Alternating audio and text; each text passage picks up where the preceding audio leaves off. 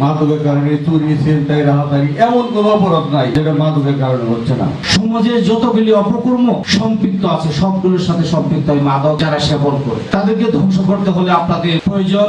আমরা এটা প্রমাণ করতে চাই যে বাংলাদেশ সবার আগে যেন আমরা বলতে পারি যে আমরা মাদক মুক্ত করেছি, সন্ত্রাস মুক্ত করেছি।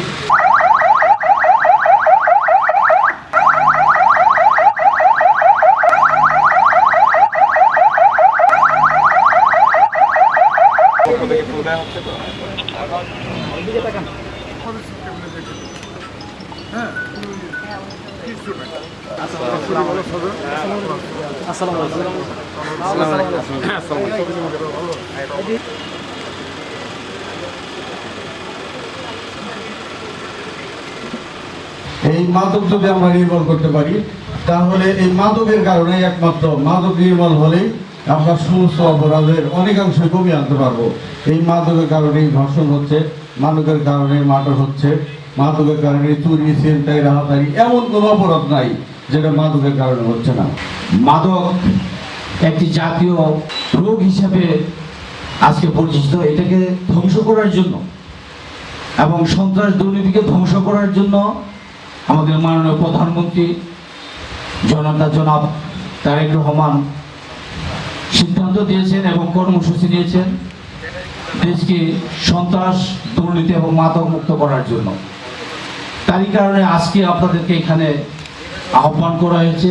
সমাজে যতগুলি অপকর্ম সম্পৃক্ত আছে সবগুলোর সাথে সম্পৃক্ত এই মাদক যারা সেবন করে তাদেরকে ধ্বংস করতে হলে আপনাদের প্রয়োজন এবং সরকার আপনাদেরকে নিয়োগ দিয়েছে কমিউনিটি পুলিশ হিসাবে এবং সাধারণ এখানে যারা সমাজ হিতকর যাদেরকে এখানে ডাকা হয়েছে আপনাদের মাধ্যমেই প্রত্যেকটি এলাকা পরিচালিত হয়ে থাকে।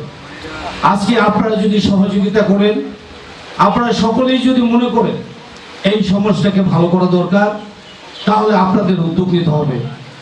আপনারা যদি শুধুমাত্র প্রশাসনের উপরে নির্ভর করে থাকেন, আপনারা যদি মনে করেন পুলিশ প্রশাসন বা সিভিল প্রশাসনে আপনাদেরকে সব ঠিক করে দেবে, ভুল হবে, তারা কিন্তু এগুলো করতে পারবে না।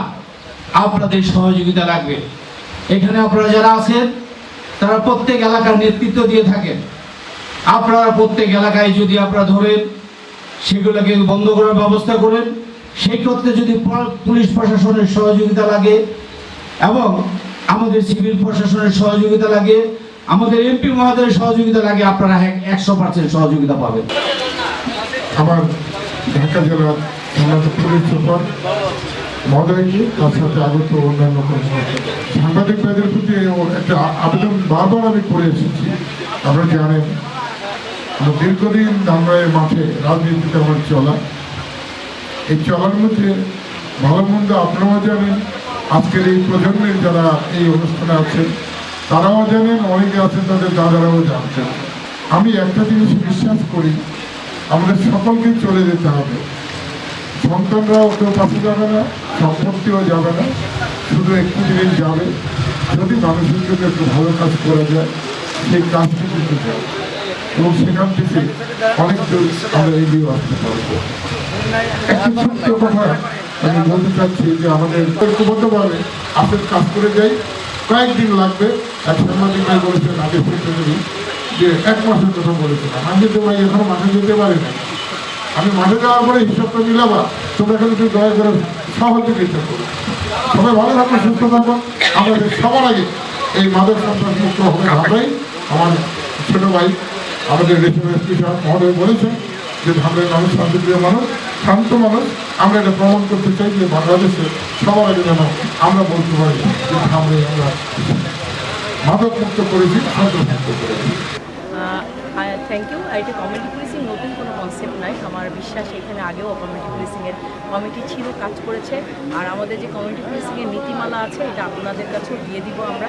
কমিউনিটি পুলিশিংয়ের বেসিক্যালি কাজ হচ্ছে পুলিশ এবং জনগণ যৌথভাবে কাজ করবে আইন শৃঙ্খলা পরিস্থিতি সুন্দর রাখতে এবং অপরাধ দমনের ক্ষেত্রে। এখানে আলাদাভাবে যে কোনো আপনার পুলিশ জনগণকে যে অ্যারেস্ট ক্ষমতা বা সার্চিং ক্ষমতা এ ধরনের কিছু বিষয় না। বিষয়টা শুধু আপনারা তথ্য দিয়ে আমাদেরকে সহযোগিতা করবেন, আমাদের সাথে পাশে থেকে। তো আজকে যারা কমিটিতে আছেন তারা আমাদের পুলিশের জন্য লাইক আপনাদের এলাকায় সবাইকে চিনেন। ধরেন একটা ইউনিয়নে যে কমিউনিটি পুলিশ আছে সে সবাইকে জানে, সে জানে ওখানে কোথায় অপরাধ হতে পারে বা কারা অপরাধের সাথে জড়িত। আমাদেরকে তথ্য দিবেন, অথবা যেন অপরাধ সংগঠিত হচ্ছে সে খুবই নিকটে আপনাদের, হয়তো ওই মুহূর্তে আমার পুলিশ নাই, তখন তাকে আটকও করতে পারে, কারণ জনগণের এই ক্ষমতা আছে, কিন্তু শুধু কমিউনিটি পুলিশ না, জনগণ কিন্তু যে কোনো অপরাধ সংগঠন তার চোখের সামনে হলে সে কিন্তু তাকে ধরতে পারে, অপরাধ দমন করতে কাজ করতে পারে।